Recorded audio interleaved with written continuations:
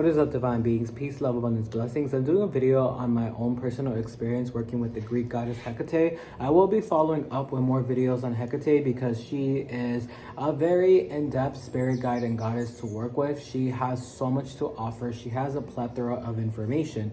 Hecate is representative of the moon, and the moon has many secrets. The moon is ever-changing. The moon is adaptable. The moon has many bodies and many shifts and changes. She represents occult secrets, hidden gems, mysteries of the night. So when you're working with Hecate, you're pretty much going in for a long-term investment with your spirituality. What I mean by that is that she will shift your perception of reality by exposing you, showing you things beyond the veil, helping you with your psychic gifts, your psychic insights, channeling, mediumship, and things of that sort. So Hecate is good to work with if you are a seer, a psychic medium, an occultist, a witch, a warlock, or sorcerer, anybody who deals with energy work, being able to perceive things that are beyond the veil, being able to connect to the 5D sciences, being able to have psychic senses and insight. She will help you with your psychic gifts, with telepathy, witchcraft, spell work, and things of that sort. So my own experience working with the goddess Hecate. Hecate is actually considered a psychopump. Psychopumps are pretty much spirits who support those who are in the other side, spirits who have crossed over. We can call these ancestors, right? So when I work with Hecate, I was actually dealing with what are intranquil spirits. Intranquil spirits are pretty much spirits who have not crossed over to the other side because in their human lives, they may have done a lot of things that either cause themselves pain or other people pain. Usually though, it's both. These are people who live difficult lives, who may have had negative coping mechanisms to dark stuff that they have gone through. And when I say dark, I mean harmful things that they have gone through. Let me change that, because in my channel, I talk about darkness from a place of love. So we're gonna change the dictionary here, and I talk a lot about different dark guides, dark goddesses, deities, demons, and that sort in my channel. But going back into this, there are intranquil spirits out there, and intranquil spirits, again, are people who have lived hard lives when they were alive,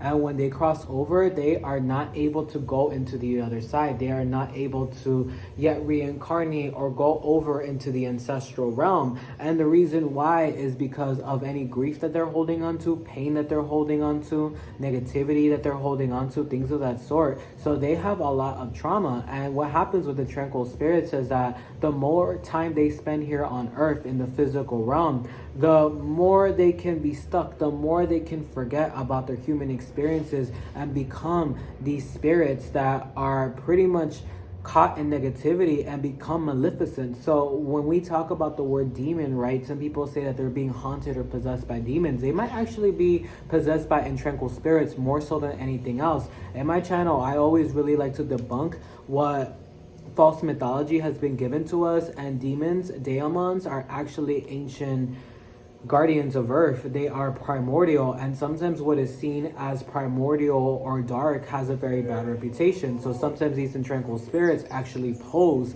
as what the beings who we call demons are, and they are the ones causing possessions, hauntings. They do dirty spell work and witchcraft for others. So this would be hexing, baneful magic, things of that sort, to pretty much be able to be venerated in return. In the same way that you would feed a spirit guide for support or give libations, and tranquil spirits will do work for a very maleficent practitioner who's using spiritual crafts, spiritual sciences to basically like incite harm and pain against another. This is what intranquil spirits are. And I had somebody pretty much send me intranquil spirits when I was barely starting out in my spiritual game. So this was a few years ago.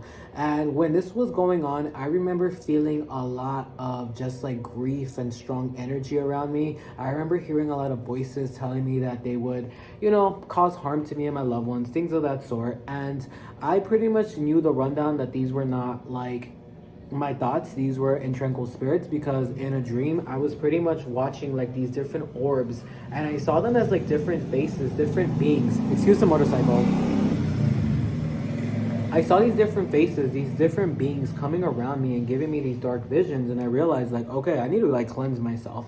I did a spiritual cleanse, but that's when Hecate showed up while I was giving myself a spiritual bath. If you ever need a good spiritual bath, y'all, use some rosemary and some coconut milk, add some Florida water to it, get in that and just cleanse yourself. Literally some dried rosemary or some even fresh rosemary, brew it. Anywho, going into the story of Hecate, I was in the bath. I got the download.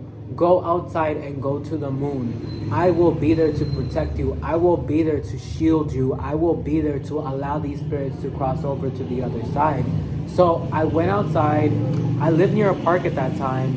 And it was a huge park with a bunch of trees, a bunch of hills, lakes, and things of that sort. And I would sit there and meditate with the moon, asking for these spirits to cross over. And what I saw when I was meditating in the moonlight was pretty much like spirits going up into the moon and Hecate taking them in and literally step by step purifying them. If you ever see any paintings or statues of Hecate, you'll see her with the torch, and that torch is the torch of both insight and purification. So she was helping these spirits cross over. Because here's the thing, y'all, I wasn't mad at the situation, and excuse me for the background noise.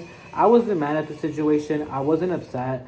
I pretty much understood that these spirits were already in a negative state and they needed healing, they needed support. And through the power of Hecate, I asked for them to cross over. I asked for them to be uplifted. I asked for them to see love again. I asked them to remember their own inner radiance. I asked them to remember their moments of innocence, all right? And Hecate pretty much took those prayers in, and through the intentions that I set, Hecate helped those spirits cross over. And when it came through any negativity, any maleficent energy that was still on me, Hecate was purifying that. When you work with Hecate, she can help you undo any negativity, whether that's a haunted home, somebody who's being haunted by negative spirits, let's say somebody sending you negative energy, she will clear that stuff up so long as you follow your intuition, because she will give you a lot of intuitive guidance. That means that your crown chakra needs to be open. Work with Herkimer diamond and clear quartz. Put that on top of your head if sometimes you feel like you're not getting messages. Start meditating. Yes, meditation is necessary because you need an open mind, an open channel. When you overthink, you're kind of muddling your own psychic channel here in your crown chakra, and you're not allowing different spirits to talk. Hecate will give you messages, whether they are through clairaudience, which is you listen to her, or she might just give you visual messages.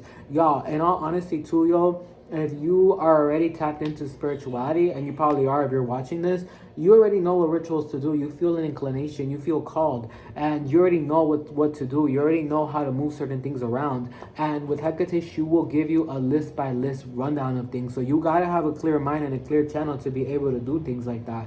And that's honestly how I was able to have a really fast switch up and be able to alleviate myself from these hauntings and things of that sort. And I'm not trying to talk about this from a point of victimhood or anything like that. I'm actually glad that experience happened because A, it's showing me who I am as a occultist and as a alchemist. Two, it's showing me what guides were out there for me to support me, including Hecate. So I ain't mad whatsoever. I'm actually grateful for that situation. Never have fear, y'all, when it comes to what negativity can be sent to you in spirituality.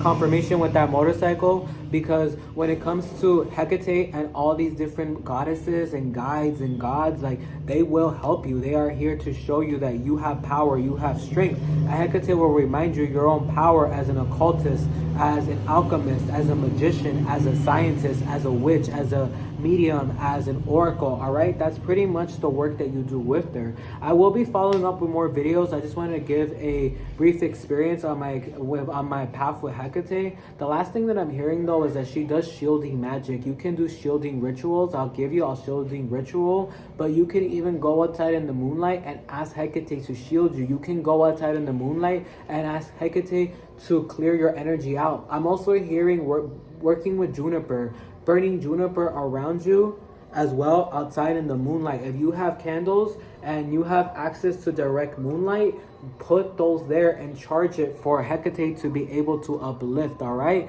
this is just a little bit about Hecate. I will follow up with more videos. If you want to follow me on social media, how to do so is on the about below. If you want to get a personal reading, how to do so is in the about below. I'll talk to y'all next time.